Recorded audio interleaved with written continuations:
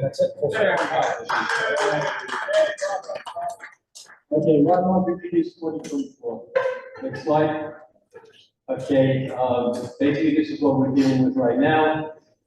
W2BL, Lenox, everybody knows 246.850. W2KPQ in Selden on 375, 375. The new Hempstead Oxford repeater, WA2LQO on 146.745. W2KPQ 220 and Glen Oaks on 24.82. W2KPQ in Plainview on 449.125. W2KPQ in Plainview, the DMR machine on 449.375.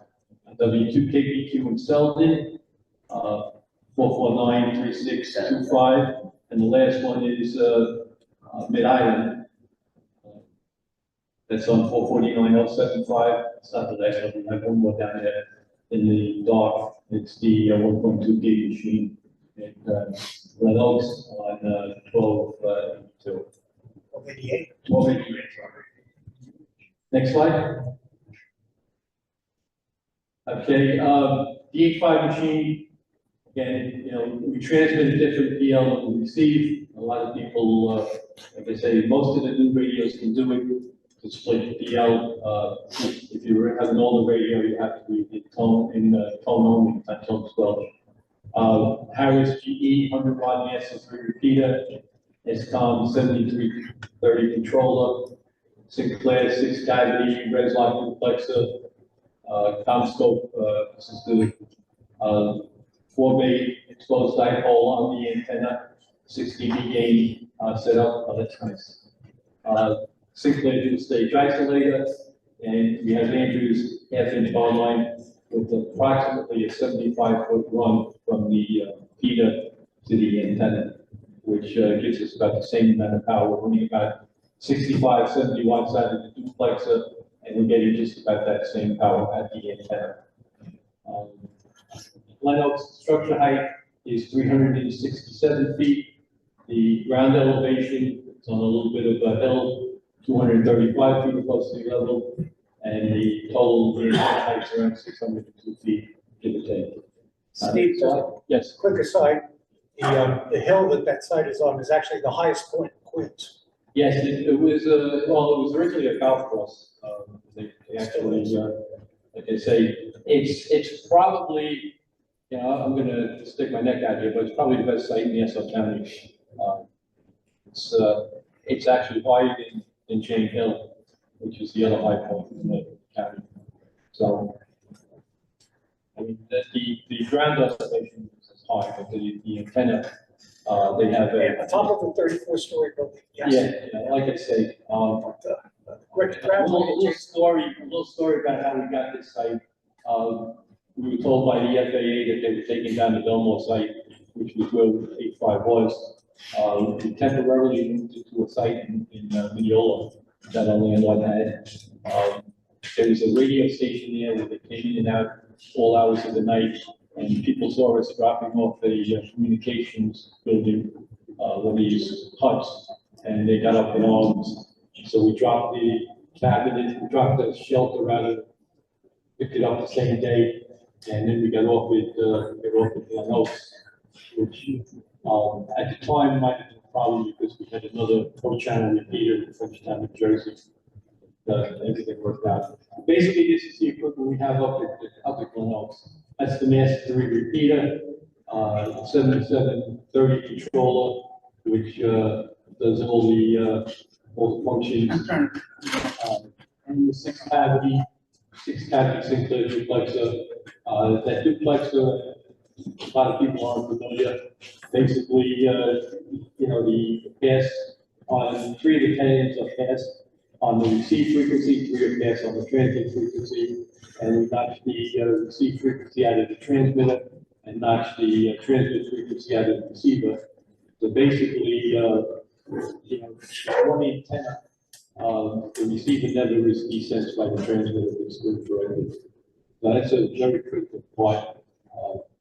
You know, like I say, these duplexes on VHF now is $3,000 to $4,000, just to give you an idea. Next slide. Okay, that's our antenna. We've moved a couple of times over the years. Initially, when we went up on Glen Oaks, we had that antenna, but we had all the elements pointed towards the east because we were trying to protect the repeater that was in Frenchtown. Fortunately, once the repeater came up on Glen Oaks, I got a telephone call within about 3 or 4 hours from the trustee in Jersey, wanting to know what we did. Move further west, up double our height. But like I say, over the years we tried station master up on top of the machine room, and we had some tracking and receiver descents, and finally went back to this configuration, which is on the now, and it's on the eastern parapet wall of the site. Next slide. Give you an idea of what it's seen from the site.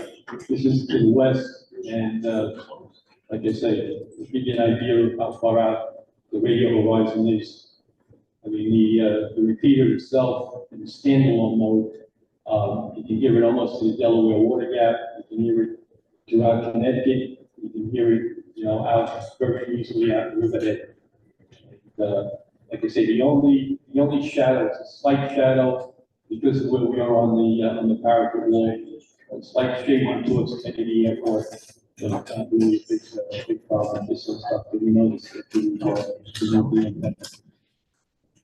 any questions, stop me as I go along. At the end of the questions too. But, if you have a question, just stop me.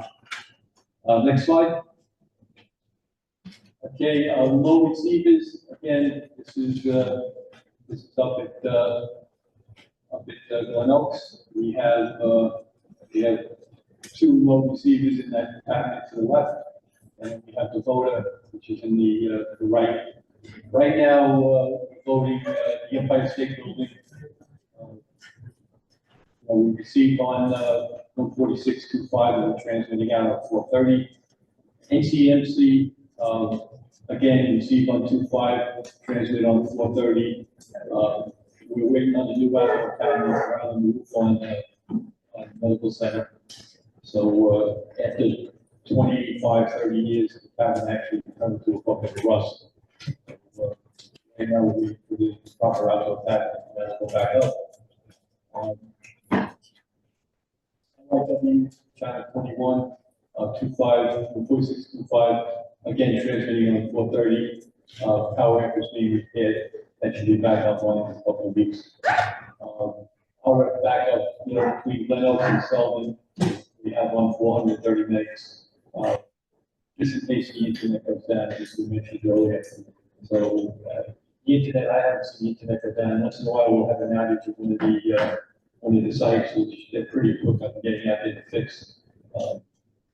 Club has their own internet accounts now, so we're not working to anybody as in the past.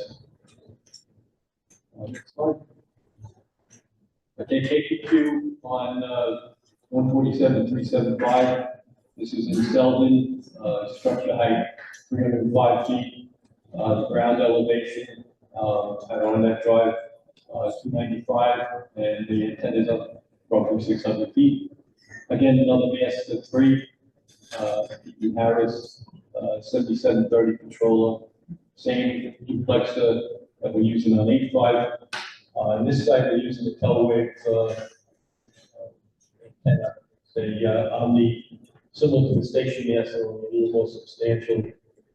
Problem with the station masters that we've had in the past, where they in the wind they flex and eventually they break internally.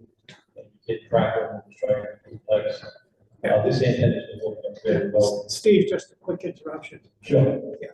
Blue NY2H has an absolutely terrific video of the antenna dance. Yeah, that's I think it's on YouTube. Looks like you stole that picture from it. Yeah, I think I did. I think the arrow. Yeah.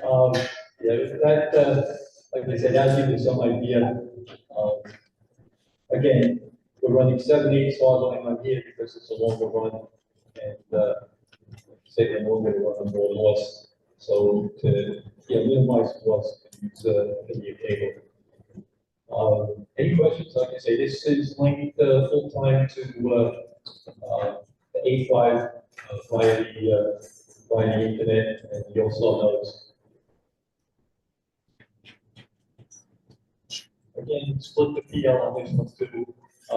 Reason for that is we had on both repeaters, we had some kind of low level interlock problem, and our transmitter was actually part of the mix.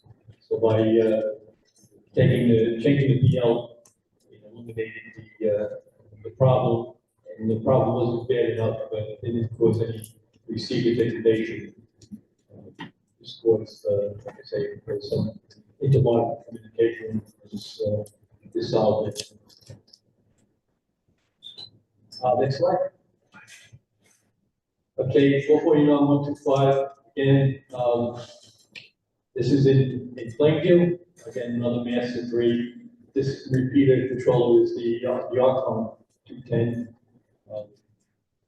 This system doesn't use duplex, so this system will run a master antenna system. Give you an idea, there's one main master antenna, receive antenna for the UHF band.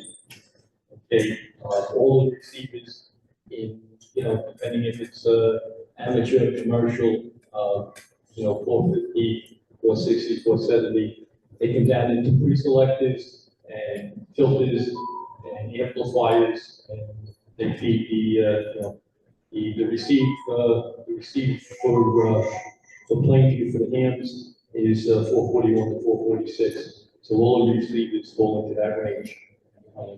On the transmit end, okay, the transmit end is 6 transmitters on each transmit antenna, and they're going to do a transmit combiner, which is basically a dual-stage isolator and a gas cavity. So the 6 transmitters can be on the same antenna at the same time, and cause no interference with each other. Again, the height, Plainview, the structure is 330 feet. Ground elevation roughly 220 feet, so about 550 feet above sea level. Steve, are you using AMSL or HAAT?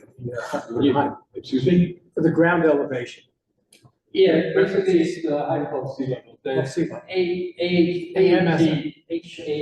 is where they plot. They have to use that more for broadcast, where they plot, rings out from the transmitter. This is the above sea level.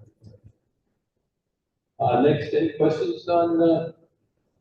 They Yeah, yeah, go ahead. the Arcon, the 210, how do you control it? We're using Team Viewer at all the repeater sites. So looking it in, standing in front of the cabinet. This repeater, okay, next slide, please. Okay, this is the DMR machine. Originally, this was on channel 21. We lost the internet at channel 21. Our landlord graciously let us put that on the master antenna system in Plainview, which was about roughly 0.6 of a mile further west than channel 21. Is that on the same tower as? It's on the same tower Same tower. as, I'm not sure if we're on the same antenna or not. There's multiple transmit antennas. Right. We're on the same receiver antenna. Basically, these are the plug torque group is on channel, is on torque group 7388. That's strictly for LIMARC members. I have a slide that shows the other torque groups, but basically that's a plug torque group, and then there's an open torque group, and we'll get into that. Excuse me. Motorola MTR 3000, it's on the repeater. Again, like I said, the master antenna system. And again, 78 hard line. Again, roughly 600 feet. Let's see, looks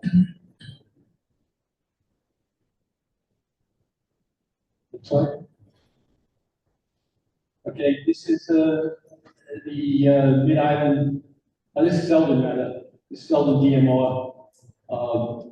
Same thing out here, a Motorola MTR 3000 100 watt repeater. Again, master antenna system on the Selden site. Okay. Then the structure height, the ground elevation, the antenna height is roughly 600 feet. What's the control? No control on the DMR. We don't use strictly it's controlled by the C bridge. Next slide. And this is basically DMR information. These are the talk groups that we have. Like you say, 444 is the New York Metro wide. That's full time. That's roughly 30 to 40 repeaters. They go up as far as Albany, and they go down. We have stuff in Boca Raton. We have stuff in Orlando, Fort Lauderdale. Some of the local repeater ones down there carry the group. So I know Jeff gets on. Steve, not quite almost gets on down in Florida. So the other talk groups that we have worldwide, North America.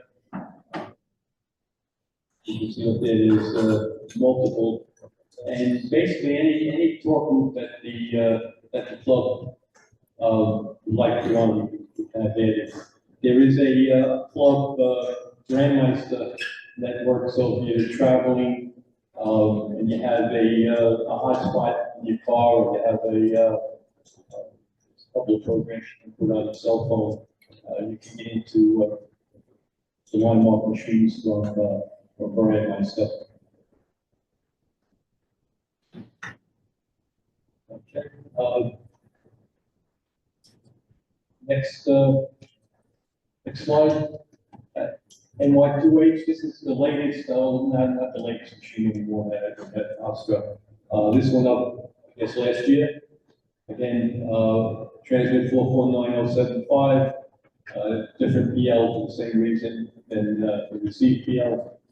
Another Harris GE Master 3. This one is using a duplexer, cell wave duplexer.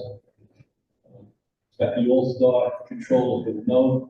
We don't actually have a regular controller out here using All-Star, which works very well. Superstation Master and inch and a quarter hardline. Where roughly the antenna is up about 330 feet. The ground elevation is 220, so approximately 550 feet above sea level. This repeater actually carries all the way into the Hamptons, and it's linked with 85 and 375. I've hit it from the upper parking lot by the Montauk Lighthouse. Yeah, well, like I said, I haven't gone out that far. I know it definitely works out in Southampton. You can see. Next slide. 220 machine, which Richie just gave it a shot last couple of weeks. It's a on 22482, 136 5PL. It's a Motorola Micro Mobile that was converted to a repeater. It runs about 25 watts out, getting about 18 to 20 watts out of the duplexer. It's a Superstation Master antenna, on the Andrews half-inch hardline, and again, it's up, close to 600 feet above sea level. How is that? It's actually an SCOM 210. One of the controllers that we removed from 85 to 375 was reconfigured and put on the 220 machine. No, how do you control it remotely? Remotely, on the equipment. No, I mean, you use the No, this is not hooked up yet to the internet.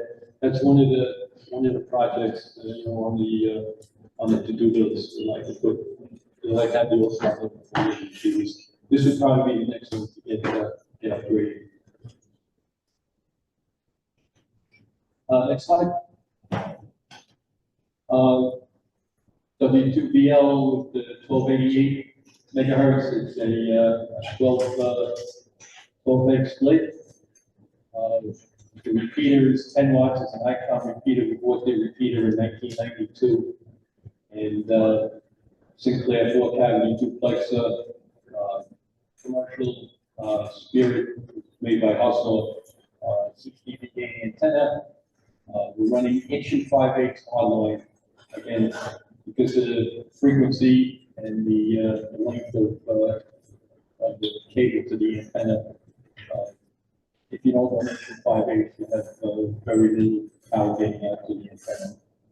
So with the heavy cable, we're probably getting, I would say, somewhere around 7 or 8 watts, strictly line of sight. We've had people check in back in the day from Smith County.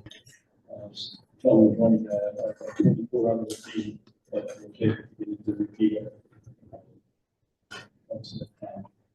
Again, like everything else, I'll have 600. Next slide. Okay, just to give you an idea, the location, this is on top of the machine room. This is where the antenna for 20 repeater and 1288 repeater is located. We tried running the VL antenna, the E5 antenna up here, and we had a lot of receiver descents. In fact, one point in time, I was checking the power with the output power repeater, disconnected the repeater, and I still had the antenna hooked up to the watt meter, and I was seeing 4 to 5 watts coming back down. You know, so I mean, initially we tried a bunch of different things. We tried different duplexes.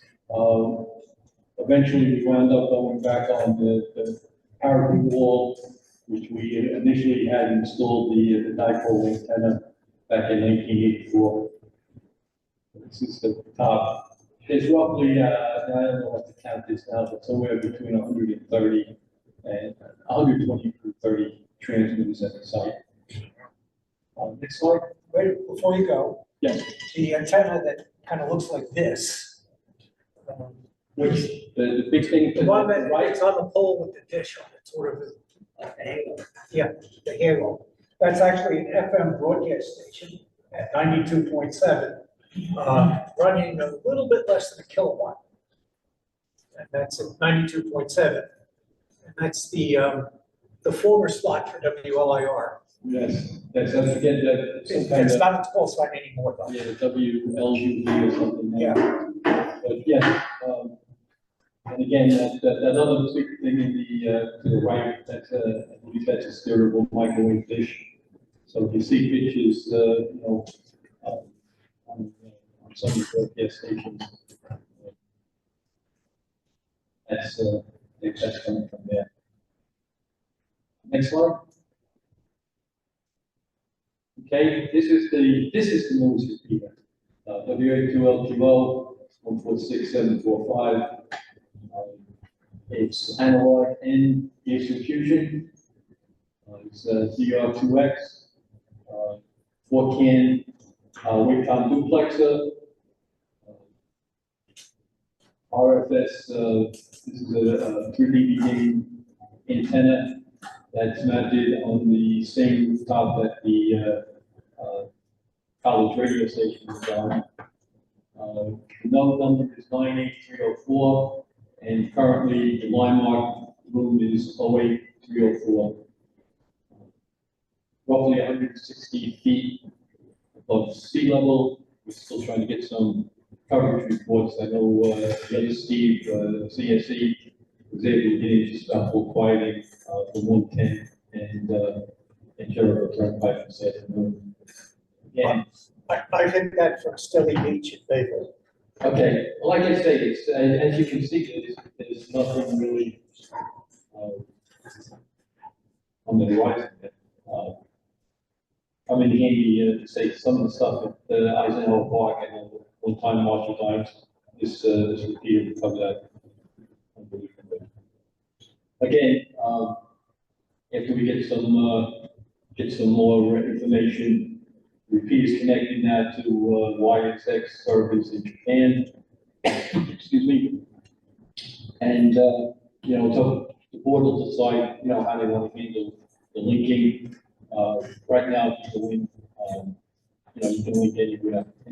There's thousands of links.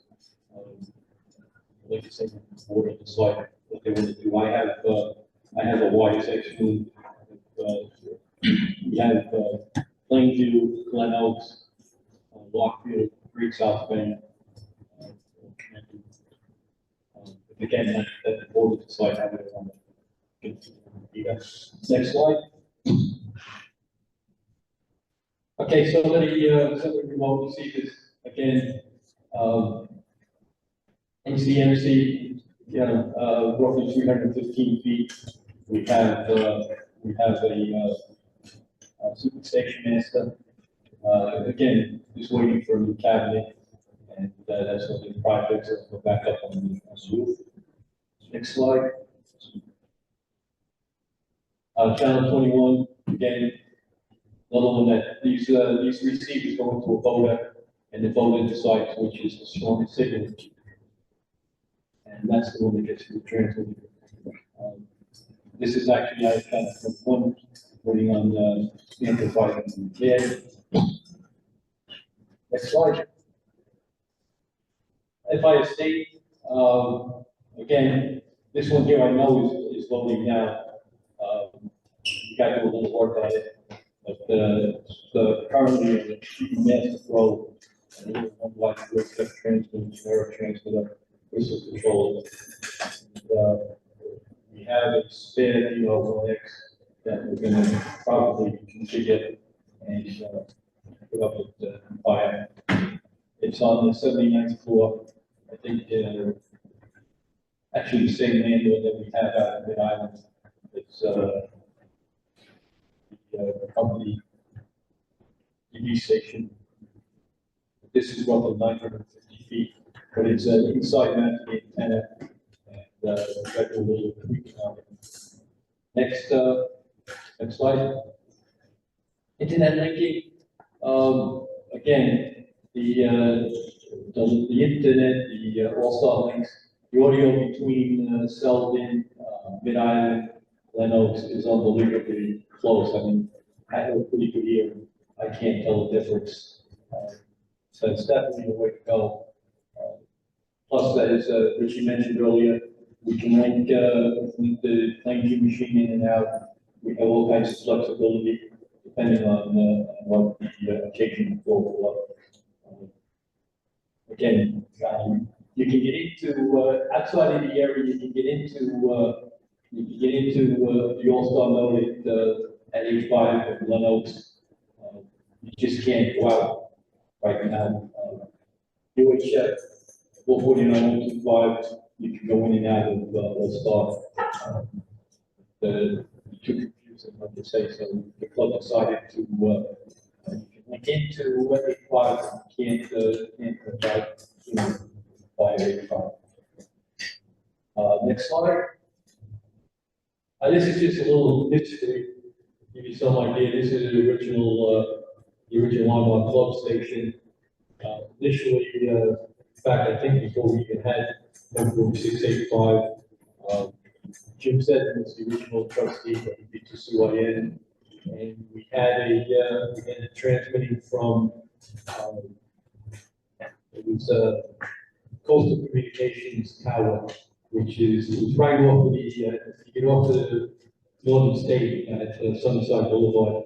I think Cold Spring Harbor Lab has a building up there now. But that was the transmit site, and the receive site was at Jim's house in Hicksville. He had a 50-foot tower. We had no duplexer at the time, running a split site with the UHF between it. It's a tube GP Master Pro Master GP Master tube repeater. Like I said, that's 1971.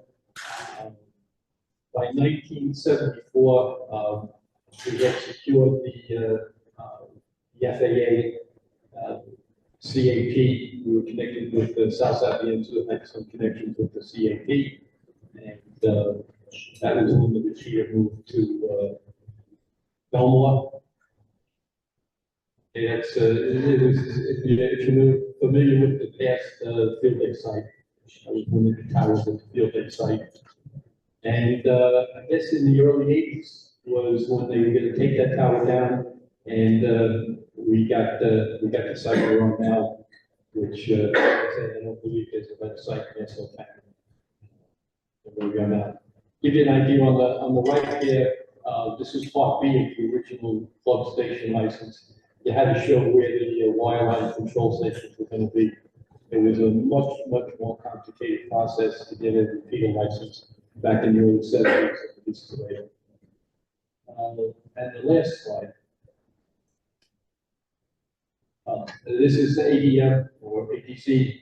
This was the history of the 375 machine. Started at the New York Institute of Technology up on the Boulevard. Basically, one of our club members, Harry Markowski, WB2WAK, was driving to work on the expressway. He saw the Plainview Tower being erected. Stopped by, talked to the owner, explained more about civil defense, public service, and the owner happened to be a ham said, I want to put a ham repeater here. So that's how we met our current member, Elliot Gross. Like I say, this went up in 1976 at the current site where we have the two 440 machines right now. Unfortunately, we had to move the VHF machine 375 from Plainview to Selden, which actually benefited us. I mean, Plainview and Glen Oaks sort of overlap too much. By extending it out to Selden, we really increased the range of the VHF machine. And now the Mid-Island site, which will be further used. Okay, I think that's the list now. Any questions? Come on. What's got happened? Steve, George.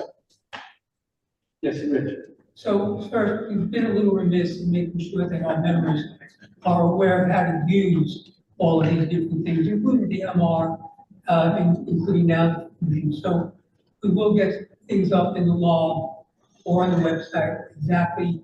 Because to some, having never used it, they're not exactly sure what we're looking at. So we will take Yeah, I mean, care of that. going forward, I mean, you don't want to dedicate a whole meeting, but I mean, 10, 15-minute, question and answer, going over DMR, what's available, maybe another one, like you say, with Fusion. There are a couple of club members, I monitor my thing, there's a few club members, I know Les, TGW is on Fusion, REX, Brian, a bunch of club members that are using Fusion. But, like I said, right now, that's why I want to let the club know what's involved. I mean, as you brought out tonight, and then on Monday night, back in 1978, when I got involved because I had an interest in repeaters.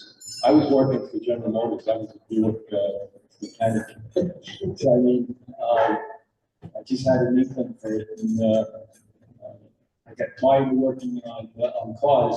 It's around 97, 98, and him up in the Bronx reached out to me. Says, they're looking for cell stations for Omnipoint at the time. So I said to him, I really don't know a lot about cell sites. So he said, listen, if you can handle the LIMARC repeaters, you can handle anything in Omnipoint. And after 26 years, I was retired in September. So like I say, don't feel, anybody that has an interest, don't feel, intimidated. Come on, and like I said, there's plenty of people, to mentor you, bring you along. Like I said, we had a great group Charlie NRC, Duke Harrison, K2MZ. These are all the guys, you know, Ed, KTQ. I mean, back in the late 60s, early 70s, I mean, LIMARC was a 10-meter sidewalk. And when they decided to go FM, I mean, there was all kinds of, if you look at some of the older logs, there were all kinds of letters to the editor, people resigning, quitting the club, and it's not the way to go, it's crazy. And, you know, it's moving out today. So like I said, with all the equipment now, it'd be nice to have a couple more people helping out. Again, you don't have to be an RF engineer. All you have to have is the right attitude. You mentioned your experience with the ATV operation. Okay, yeah, well, I didn't bring ATV up. That was one of my first, somehow I had a station wagon and I got volunteered to transport the ATV repeater from Ed Cooley's house to the Syosset Blueberry site that George was actually doing at the time. And we put the IIJ and 2FP. There were a couple of Andy, WA2CDL, there were a bunch of people involved with the ATV repeater. I mean, when they took this thing out of the car, all the loose pieces, I mean, there were screws, nuts, and bolts in the back of the wagon that fell off this thing. And this was going from Syosset, probably 3 or 4 miles. He lived on Briarwood Court, and it was funny. But the thing went on the air. I think there was an opening. They made a contact with somebody in Virginia Beach, or Norfolk, Virginia. And it was on for a few years. But I mean, that was another interesting. Ed Fuller was, you know, he was involved with getting the club connected to FM, and again at the ATV. He was a mover back in the day. Anybody else? Yes. Steve, question for you. One comment, 2 typos. NY28 should have 136.5 is the transmit PO. And you had 127.3. And you had a typo with the SCOM control, it should have been RCOM, R3210. Okay, whatever. I know we have I know we were using the RCOM. We're using the RCOM still on the 220 repeater. Yeah. It's SCOM instead of RCOM. Oh, okay. No, it's an RCOM, I'm sorry. It was one that was removed from the other reviews. Yes, sir. You mentioned briefly about the scores being affected on top of NUMC. Yes. How do you prevent interference between all of those? There's like massive mountain. Well, the frequencies are so many different frequencies. It's gotta be harmonic. Well, again, and you know, that's one of the basically every site that we do, we put an isolator, dual stage isolator, and you know, harmonic filter over passband. Unfortunately, there are other systems up on NCMC that you know, don't use an isolator. The isolator is like, you can picture it as a diode. It lets power go out, but anything coming back down doesn't mix in your transmitter, which is one of the areas that cause interference of interline. A lot of frequency. Again, at the I site. think he's talking duplex here. Might want to talk about the narrow band duplex. Oh, yeah, well, the duplexer is like I say, we're using 6 hands. The pass on the duplexes are tuned with the return loss bridge, and then we, you know, you're getting roughly between 100 and 120 dB of isolation between the receiver and the transmitter using the duplexer. But that's only on our system. What you're saying is all the other equipment up on the site causing interference. On some of the sites, that's true. On the medical center, we're lucky, you know, we don't have any problems. On the sites we're on with our landlord, Plainview, Selden, Glen Oaks, everything has to have an isolator. Everything has to have a pass can. Okay, so you got all these systems up there, and he makes sure, you know, you don't do any work outside your cabinet. Everything from the roof of the cabinet, you know, where the antenna connects to your cabinet, out to the antenna is handled by his contractors. So I mean, he has complete control over what's there. Plus, he has a computer program he should run that runs Intermod, between the almost up to the fifth or sixth harmonic. It used to take almost a day to run back in the day of the 256 machine. But now, like I say, in a few minutes, he can see if there's any potential hits. You got to give him the frequency before he gives you an okay to install the system. Yes. Speaking of the medical center, I have a vague memory, and the older I get, time goes faster. Tell me about it. So I want to say it was 10 years ago, but it could have been longer. 1986. As the medical center changed hands, Oh, I remember the club getting a letter saying. over the, with the medical center, over the years, it's been interesting. We initially got up there, we had a handicap hand, WB2, DIN of, we had an agreement, to go on with the Nassau County General Services. Over the years, I know they had one fellow they asked to manage the site, and he wanted to know what frequencies were on the site, and, the FBI, the police department, the EA, we're not giving you our frequencies. So, I mean, he basically told them, without knowing what frequencies there's no way you can manage the roof. So, then again, somebody came along and they unplugged all the repeaters up there, and, up there, and, they were gonna let us plug it back in. They wanted $2,000 a month rent, and we had, luckily we had somebody who was connected with Homeland Security, and he went up and plugged it back in, and threatened with whatever, and we've been good since. Again, like I say, it's a high site, but it's loosely controlled. There's a lot of stuff up there that snuck in. Somebody knew the elevator operator, or somebody knew the guy that was parking cars, and so there is a lot of stuff up there. And again, we do have a letter going back to 1986, which gave us the okay to go up there. Yes, Kenny. Duplexes and isolators are great for, I guess, nulling out RF interference. Are the antennas affected just by the proximity to that much air?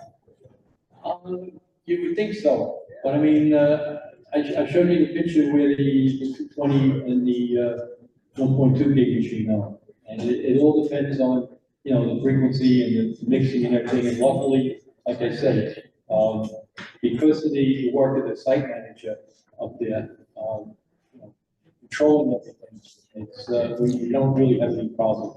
Like I say, I'm sure right now, if we wanted to change the PL on PL and put it in 36.5 out again, and wouldn't have any interference, because we're about 20 feet below that massive antenna setup, and like I said, we're on the east wall. There's maybe half a dozen other antennas, along that wall, which is probably 50, 60 feet. Doesn't the metal of the antennas affect the resident frequency of an antenna? Not, these are commercial antennas, and, they have very, very sharp skirts. Like I say, as the gain goes up, the frequency spread. Like I said, the antenna that we put on Hofstra is 3 dB gain, so it has a little broader. It would probably go from 140 to 150. Okay, the antenna that we put on 375, it's a 5 dB gain, and that's probably half the bandwidth, So I mean, that's what we're looking to do, trying to minimize exactly where you want the energy to go. We've been lucky. Like I said, the 220 machine, for the power out, again, probably putting 18 to 20 watts into the antenna. It's got very similar coverage, to the 65 watts that we're putting out on the BL machine. Yeah, Ken, you might want to look at what they call the vertical pattern of the antenna. Yeah. You're talking about the horizontal pattern, which is more or less omnidirectional, right? But now the vertical pattern, if you think of your antenna pattern as this stick, and it's surrounded by a donut, okay? That donut is your pattern. Okay, because you actually have to think in 3D when you're thinking about the antenna. So what you're concerned with about interference from other stations isn't in your horizontal pattern, it's where does it show up in the vertical pattern? I'm not talking about RF interference, I'm talking about just being next to a big piece of metal. Oh, yeah, Yeah, it's well, detuned it, it's right next to it, but we're talking inches in that case, we're not talking. In our case, in this case, I mean, everything is bolted and welded, you know, the structure that the Yeah, and antennas are mounted it's, your to. nearest antenna is what, at least 6 feet away? Yeah, maybe 6 feet away. I mean, we did have a problem that you're suggesting, we had, with the double O machine, we had it up at 110 Plaza. And they had this, it was a antenna structure that was sort of bolted together, nuts and bolts, and over the years it loosened up, and in the wind, it would generate all kinds of static and noise on the antenna. What they eventually did, this was, one of the guys who worked there, they put up a 10-foot fiberglass, and 2-inch thick fiberglass mask to isolate the antenna from the structure, which was rusted. It didn't really solve it. They put the antenna somehow, again, I don't know how, they wound up on the World Trade Center, and it wasn't working out well. We went up there and we found the only thing left of the antenna was the metal piece. The fiberglass tube that's 20-some odd feet was gone. I have no idea where it went. So then they moved the antenna, eventually moved back to where it is now at the Chrysler Building. Like I say, the city is another monster all itself. Luckily, like I say, we're pretty clean. We don't have a lot of interference out here. And the good news, you're inside, you don't have such, you're inside in the Empire Building. Oh, yeah, you know, like I say, that needs a little tweak. I don't know what, that's not working as well as it should from that location. But again, you know, if we can get a couple more people involved, we'll help out. I mean, I got involved, like I say, in 1978, I took over in 1980. I sort of handed it off to Andy, WA2CDL in 2003. Andy handed it off to Eric. And Eric handed it off to, unfortunately, handed it off to Lou. So, I mean, you know, back in the day when I was doing it, we only had really 3 repeaters. But I mean, now with the system that we have, you need a. I could count 9 repeaters, Yeah, 4 plus links. repeaters, 4 star nodes, packet up on the medical center, speaking of everything like that. And also, Steve's DMR machine, I know it's part of the LIMARC system.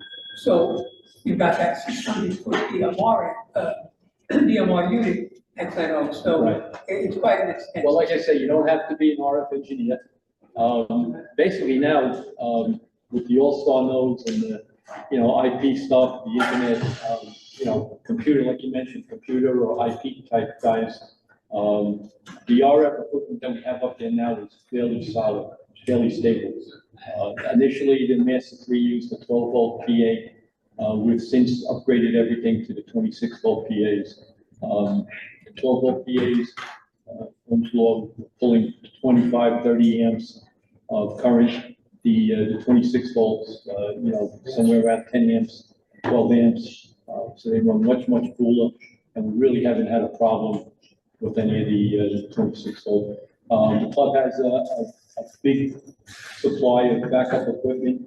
So I mean, even if you're not sure how to fix something, you can go to the storage room, pick up a spare amp and install it, and we fix the bed when it's time for it. Like I say, anybody at all interested, people on the Zoom call also, you know, get a hold of Lou, get a hold of Richie. Nobody will be turned away. Steve, Yes, sir. question about history. Is the 2.5 input Yes, on the medical center yes, using the same antenna that we carried up the stairs? yes, it is. It's still, luckily, you know, we wouldn't be able to duplex on that antenna. But because we're only receiving and then we're transmitting, it's still working pretty well. Again, you know, the medical center is sort of in the shadows of Glen Oaks. I mean, it's great for somebody in the local area, somebody around the park. carrying the Oh, antenna. yeah, we weren't sure if we were gonna be able to swing it out on the roof when we got it up there. Yeah, I was much younger then. I remember changing the antenna on myself and Jim said it. You know, changing the antenna on the Belmont tower. Back then, you know, I'm talking the seventies, early eighties, there was no such thing as, you know, insurance or really crews or anything like this, you know, you find out, change the antenna, and you came down. I mean, now you need a $10 million umbrella policy, all kinds of climate certificates before they even open the gate. So, I mean, things have changed over the years. Yeah. Today, back then, 30 years old. Thank you. Thank you.